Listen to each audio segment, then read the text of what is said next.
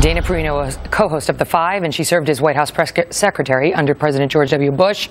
And Pete Hegseth is the CEO of Concerned Veterans for America and a Fox News contributor. We begin tonight with Pete. Your feelings on learning that he will, in fact, be charged?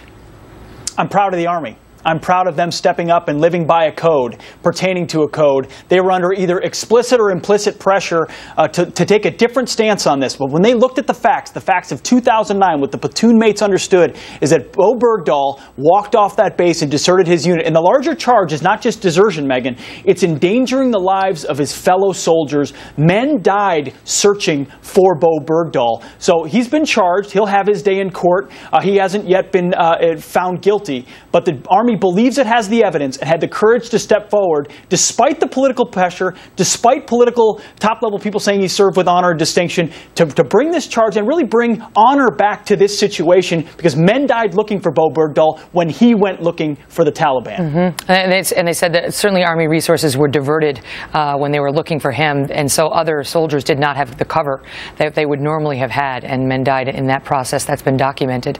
But Pete, the president has said all along, we leave no soldier behind, and you heard him there. I stand by the decision.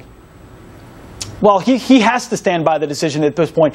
Secretary Clinton said that it doesn't matter how he got there. It does. She's famously also said, what difference does it make? And what I would say, it makes a big difference how you become a prisoner of war. Ask a lot of people. Ask John McCain, who was shot down, who was fighting and pursuing the enemy. In this case, Bo Bergdahl allegedly walked off the base, and his platoon mates understood that. That is a critical factor, especially, Megan, when you're willing to break decades and centuries of what you're willing to say publicly about concessions to the enemy, negotiating with the enemy, and you're willing to turn over 5, not just terrorist all-stars, terrorist leaders who are under house arrest for a year and will now likely go back to Afghanistan and seek to rejoin the fight, seek to join ISIS and kill more Americans. That trade was deadly, will have deadly and historic consequences because of the way they view Bo Bergdahl. They had to have known in 2009, Megan. Everyone knew that there was there. To stand and say honor and distinction was to stand affront the facts. And his platoon mates did not appreciate that characterization. Pete, good to see you.